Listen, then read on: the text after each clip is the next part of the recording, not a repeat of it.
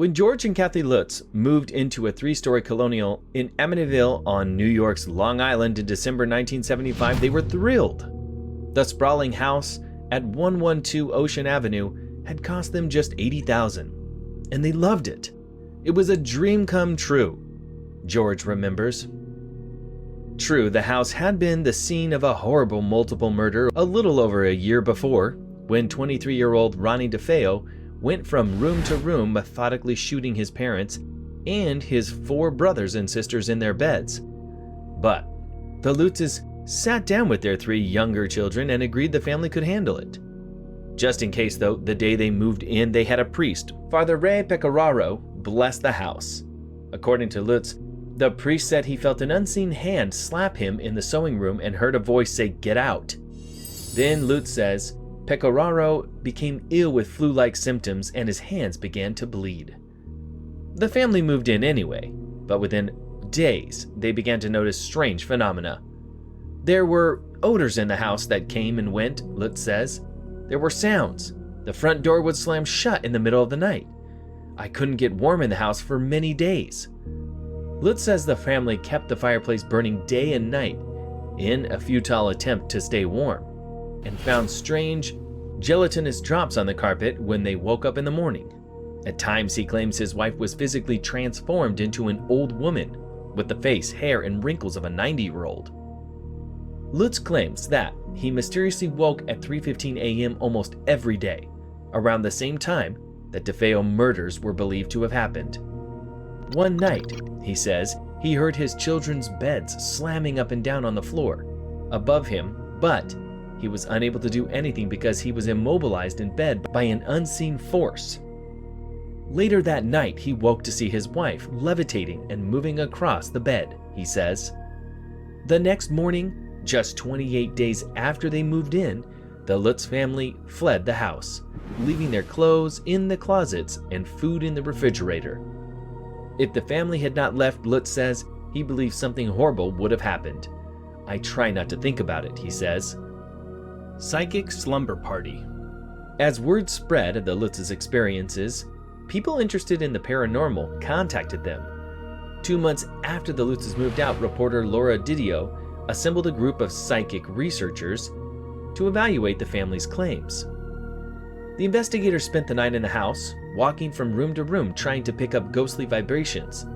It was like a psychic slumber party, Didio remembers. One of the researchers, Lorraine Warren, remembers an overwhelming feeling of horrible depression in the house. The team also took a series of time-lapse photos of the upstairs landing. None of the photographs showed anything out of the ordinary except one, which had what Didio describes as the face of what appeared to be a little boy peering out from one of the bedrooms. Meeting with the murderer's lawyer. Things returned to normal for the Lutz family after they left the house, and George Lutz began to wonder if it was the house horrors that had driven DeFeo to kill his family. We realized that there was something so wrong there that it would be inhuman, it would be improper to just let him rot in jail and not try to help get him some kind of psychological help, Lutz said.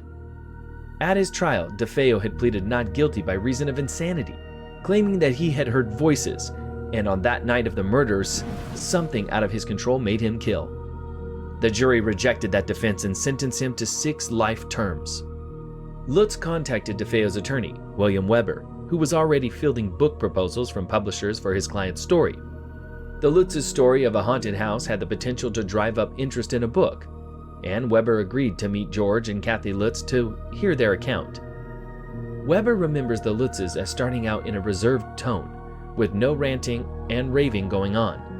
But then, he says, the 3 went on to consume at least 4 bottles of wine, and the evening turned into a creative writing session about what kind of thing could go into a horror book. There was this give and take, and toward the end, we were creating ideas, he said. One such idea, according to Weber, was giving the gelatin drops the Lutzes found on the carpet a sinister explanation. If you were talking about the green slime, why couldn't it have just come from a demonic source? He told Primetime. Weber says he never believed the Lutzes' account of inexplicable happenings during their stay on Ocean Avenue. Absolutely not. because they were making a commercial venture, he said. Lutz's find another project.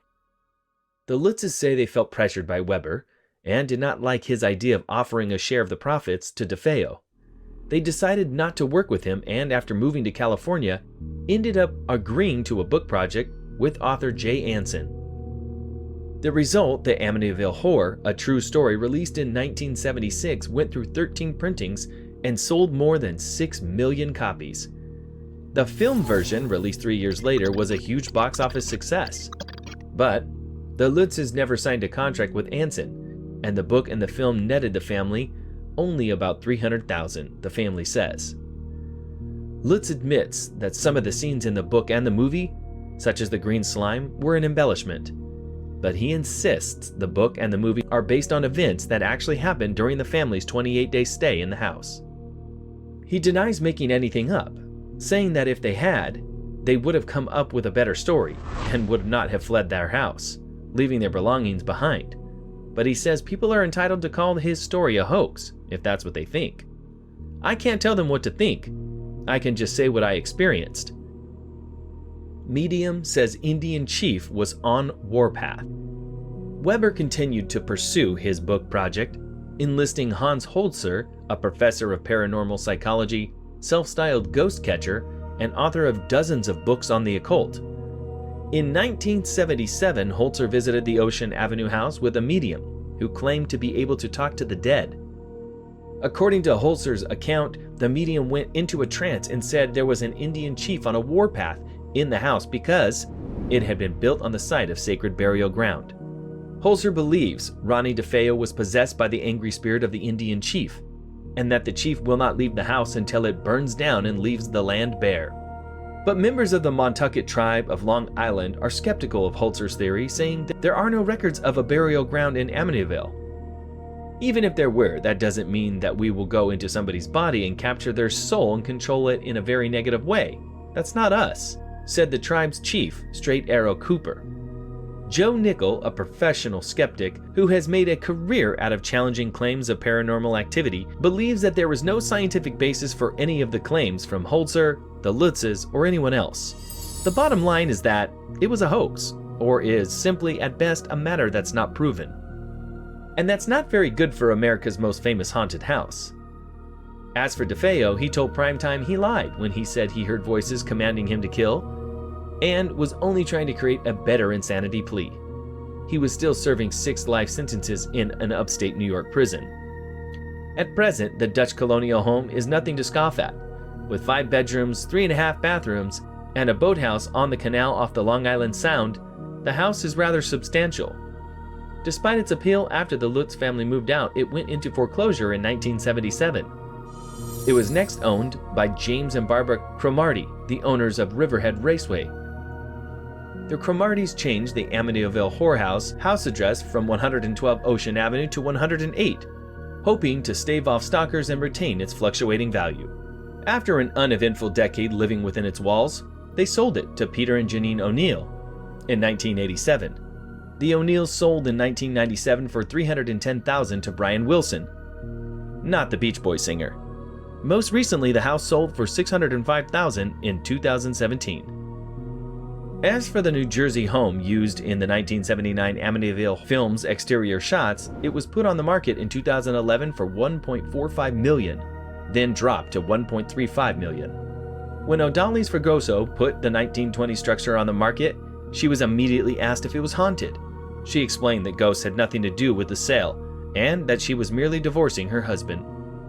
When asked if she had seen the famous film, Fregoso explained she only saw parts of it, but that her children see it constantly. Ultimately, the appeal of the Amityville house and its related New Jersey home seems largely rooted in the purportedly exaggerated book and its Hollywood adaptations. To this day, horror fans truly convinced by the hauntings still visit the place, hoping to catch a glimpse of a ghost.